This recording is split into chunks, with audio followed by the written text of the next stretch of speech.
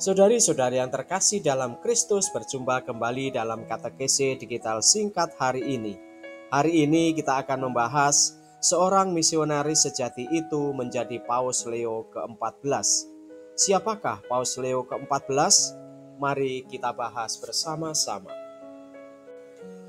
Kardinal Robert Francis Prevost atau Paus Leo ke-14 terpilih menjadi paus baru untuk memimpin Gereja Katolik dan Kepala Negara Vatikan. Paus Leo ke-14 sendiri menjadi paus pertama asal Amerika Serikat. Saudara-saudari terkasih, Paus Leo ke-14 lahir di Chicago, Illinois pada 14 September 1955 dari pasangan Louis Marius Prevost, keturunan Prancis serta Italia, dan Mildred Martinez, keturunan Spanyol. Paus Leo ke-14 yang kini berusia 69 tahun itu memiliki dua saudara laki-laki, Louis Martin dan John Joseph. Kardinal Robert Francis Prevost dengan nama kepausan Paus Leo XIV menggantikan Paus Fransiskus yang sebelumnya wafat di usia 88 tahun. Hal itu ditandai dengan asap putih mengepul dari cerobong asap di atas Kapel Sistina, Vatikan. Profil Paus Leo XIV menjadi perhatian banyak orang, terutama bagi umat Katolik. Ia baru saja terpilih sebagai Paus ke-267 menggantikan Paus Fransiskus yang wafat pada April 2025.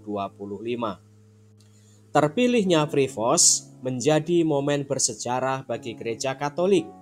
Ia menjadi paus pertama dalam sejarah yang berasal dari Ordo Santo Agustinus atau OSA dan paus kedua dari benua Amerika setelah George Mario Bergoglio atau Paus Fransiskus asal Argentina. Ketertarikannya pada kehidupan religius sudah tampak sejak muda. Ia menempuh pendidikan di seminari menengah Ordo Agustinus, lalu melanjutkan ke Universitas Villanova di Pennsylvania dan meraih gelar sarjana matematika.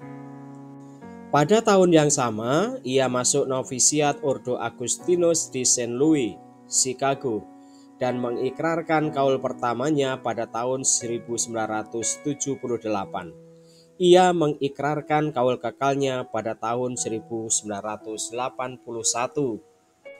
Prevost kemudian melanjutkan studi teologi di Catholic Theological Union Chicago sebelum dikirim ke Roma untuk memperdalam hukum kanonik di Universitas Kepausan Santo Thomas Aquinas atau Angelicum.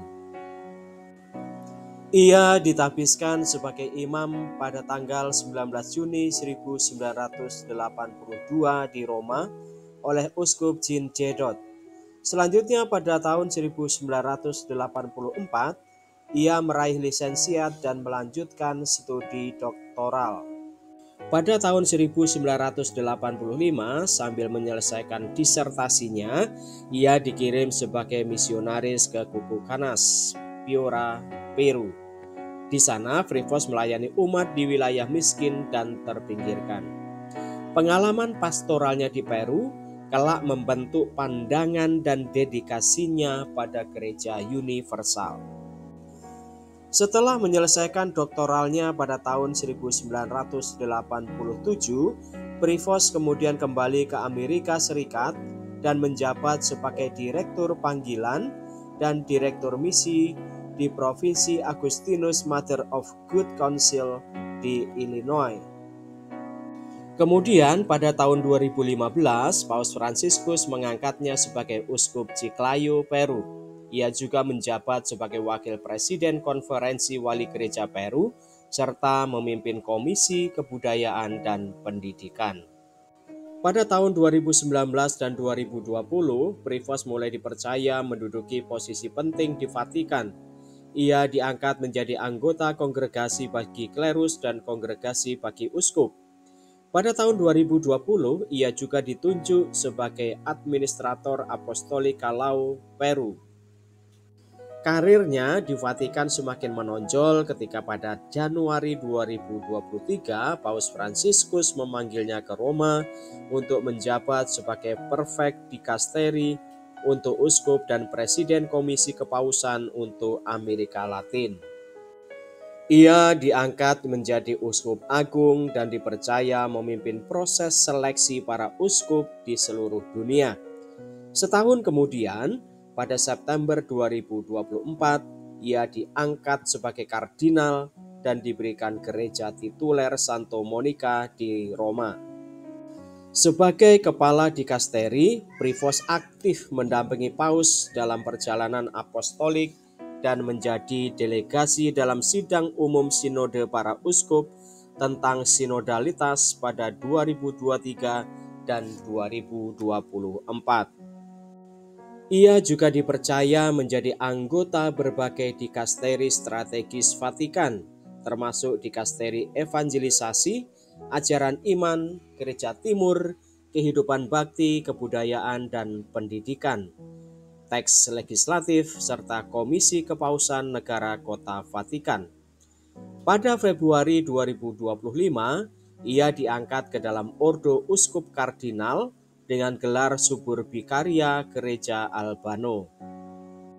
Adapun pada 3 Maret 2025 lalu, saat Paus Fransiskus dirawat di Rumah Sakit Gemelli, Privos memimpin doa rosario di lapangan Santo Petrus bagi kesehatan Sri Paus.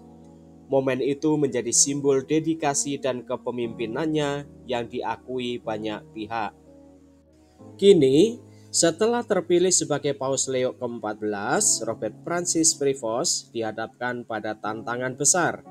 Ia mewarisi gereja yang masih berjuang menjembatani ketegangan antara kelompok progresif dan tradisionalis, serta mengatasi berbagai krisis, mulai dari skandal pelecehan hingga tantangan global seperti perubahan iklim dan ketimpangan sosial.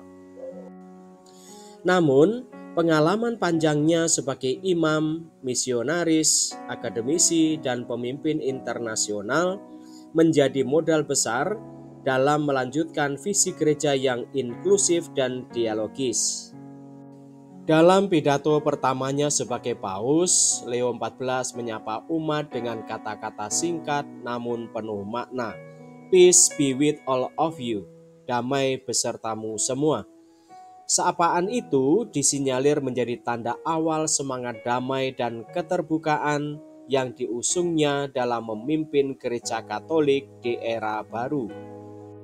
Meski tergolong muda dibandingkan paus-paus sebelumnya, Paus Leo XIV memiliki pengalaman yang luas, mulai dari memberikan pelayanan di akar rumput, khususnya di komunitas-komunitas miskin di Peru, hingga memimpin organisasi gereja skala internasional. Saudari-saudara terkasih, beliau juga mendukung reformasi gereja sejalan dengan nilai-nilai kesetaraan seperti pendahulunya Paus Fransiskus yang wafat 21 April 2025 lalu.